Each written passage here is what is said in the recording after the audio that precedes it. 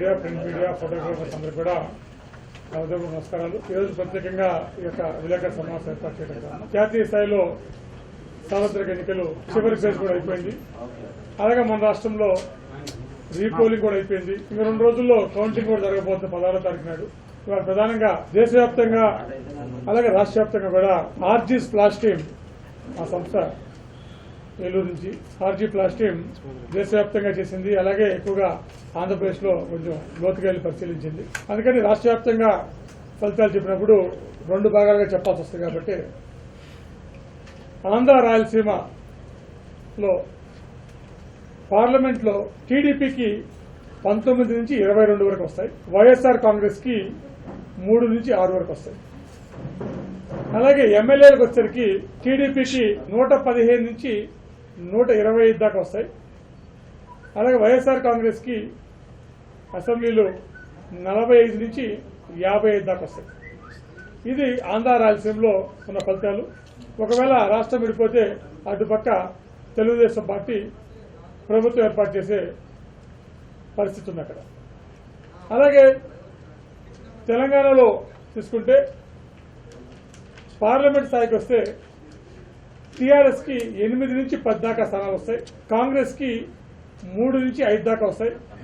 TDP, BJP కలిపి, ఎందుకంటే 2 కలిసి ఉన్నారు కాబట్టి ఇందా కూడా టీడీపీ చెప్పడం టీడీపీ బీజేపీగా తీసుకోవాలని కోరుకుంటున్నాను. ఇందా కూడా టీడీపీ బీజేపీకి పార్లమెంట్ స్థానాలు 3 నుంచి 4 వరకు వస్తాయి. అలాగే అసెంబ్లీ స్థానాలకు వస్తే టీఆర్ఎస్ కి 50 నుంచి 60 దాకా వస్తాయి. కాంగ్రెస్ కి 30 నుంచి 40 దాకా, టీడీపీ బీజేపీకి 18 నుంచి 22 వరకు, ఎంఐఎంకి ఒక పార్లమెంటు, అలాగే 7 నుంచి 9 వరకు అసెంబ్లీ సెగ్మెంట్లు వస్తాయని మా ప్రాథమిక అంచనాలో తేలింది. ఒకవేళ రాష్ట్రం ఒక్కటిగా ఉంటే కూడా టీడీపీ బీజేపీ అధికారంలో వచ్చే అవకాశం ఉంది. రాష్ట్రం ఒకటిగా ఉన్నా కూడా టీడీపీ బీజేపీ అధికారంలోకి వస్తుంది. ఒకవేళ విడిపోతే ఆంధ్ర రాయలసీమలో టీడీపీ బీజేపీ అధికారంలోకి వస్తాయి. అలాగే తెలంగాణలో టీఆర్ఎస్ అధికారంలోకి వచ్చే అవకాశం ఉంది. ఎందుకంటే 50 నుంచి 60 కాబట్టి ఏదైనా అవ్వచ్చు. కాబట్టి అటువంటి అంచనా మా దృష్టికి వచ్చింది. ఇవి కాకుండా జాతీయ స్థాయిలో కూడా కొన్ని రాష్ట్రాల్లో మేము సర్వే చేసి ఫలితాలు అంచనా వేసినప్పుడు బీజేపీకి 270 నుంచి 80 వరకు, అలాగే ఎన్డీఏకి వచ్చేసరికి సుమారుగా 320 నుంచి 330 దాకా వచ్చే అవకాశం ఉంది. అలాగే కాంగ్రెస్కి వచ్చేసరికి 60 నుంచి 70 వరకు కాంగ్రెస్ కి జాతీయ స్థాయిలో పార్లమెంట్ స్థానాలు వస్తాయి. అలాగే యూపీఏకి వచ్చేసరికి 70 నుంచి 80 స్థానాల వరకు యూపీఏకి వచ్చే అవకాశం ఉందని చెప్పి మా ప్రాథమిక అంచనాలో తేలింది. సో ఈ విధంగా రాష్ట్ర స్థాయిలో అలాగే జాతీయ స్థాయిలో కూడా మా యొక్క సంస్థ అధ్యయనం చేసినాక ఈ ఫలితాలు వస్తాయని చెప్పి చెప్పడం జరిగింది.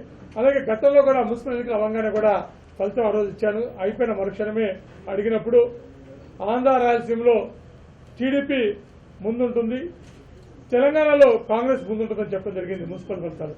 అలాగే నిన్న మనం చూసిన జిల్లా పరిషత్ ఫలితాలు కూడా ఆంధ్ర రాయలసీమలో టీడీపీ అదే జోరు కొనసాగించింది, తెలంగాణలో మటుకు టీఆర్ఎస్ జోరు పెంచింది. సో ఆ విధంగా మున్సిపల్కి జిల్లా పరిషత్కి కొంత ఇక్కడ తెలంగాణలో కొంత మార్పు వచ్చింది. ఆ తర్వాత మళ్ళీ జనరల్ ఎలక్షన్ వచ్చేసరికి మార్పు ఇంకా వచ్చింది. అంటే మున్సిపల్ నుంచి జిల్లా పరిషత్కు మార్పు వచ్చింది, జిల్లా పరిషత్ నుంచి ఎమ్మెల్యేలకి వచ్చేసరికి ఇంకొంచెం గణనీయంగా మార్పు టీఆర్ఎస్ వైపు మొగ్గుతూ వచ్చినట్టుగా మా ప్రాథమిక అంచనా వచ్చింది. అక్కడైతే ఆంధ్ర రాయలసీమలో అయితే అటు మున్సిపల్ ఎన్నికల్లో కానీ జిల్లా పరిషత్లో కానీ అలాగే ఎమ్మెల్యే ఎంపీలో కూడా ఇంచుమించుకు అంతగా వచ్చింది. ఇంకొంత ఎమ్మెల్యే ఎంపీలో కొంచెం మెరుగైన ఫలితాలు టీడీపీకి బీజేపీకి వచ్చే అవకాశం ఉందని కూడా మా ప్రాథమిక అంచనా వచ్చింది. కానీ దురదృష్టం ఏంటంటే నేను ఊహించలే. ఎప్పుడైనా నేను కాంగ్రెస్ పార్టీలో చేరినప్పుడు ఆ రోజు కేంద్రంలో రాష్ట్రంలో ప్రతిపక్షంలో ఉంది. ఎట్లయినా సరే కేంద్రంలో రాష్ట్రంలో కాంగ్రెస్ పరిపాలన రావాలని కోరుకున్నాం, ప్రయత్నం చేస్తాం, అందరం కూడా పాదయాత్రలు చేస్తాం. ఇక రాష్ట్రంలో కేంద్రంలో కూడా ఆంధ్రప్రదేశ్ వల్ల 2 సార్లు యూపీఏ ప్రభుత్వం కాంగ్రెస్ ప్రభుత్వం కేంద్రంలో వచ్చింది, రాష్ట్రంలో కూడా వచ్చింది. కానీ ఇటువంటి ఫలితాలు వస్తాయని చెప్పి ఇప్పుడు ఊహించలా. ఖచ్చితంగా ఇది మా బాధాకరమైన విషయమే. ఒక కాంగ్రెస్ వాదిగా నన్ను ఎక్స్పెల్ చేసినా, నేను రాజకీయాలు తప్పుకున్నా, ఎందుకంటే రాజకీయంగా నాకు పుట్టుకనిచ్చింది జన్మనిచ్చింది కాంగ్రెస్ పార్టీ. కాబట్టి కాంగ్రెస్ కి ఇటువంటి ఫలితాలు రావడం నిజంగా మా బాధాకరమే.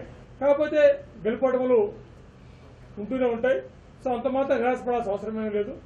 ఖచ్చితంగా మున్ముందు ఈ ఫలితాలు ప్రతి ఎన్నికల్లో మారుతాయి. కాబట్టి అందుకని నేను ఏ ఒక్క పార్టీకి కానీ ఏ ఒక్క కూటమికి కానీ మద్దతుగా చెప్పట్లేదు.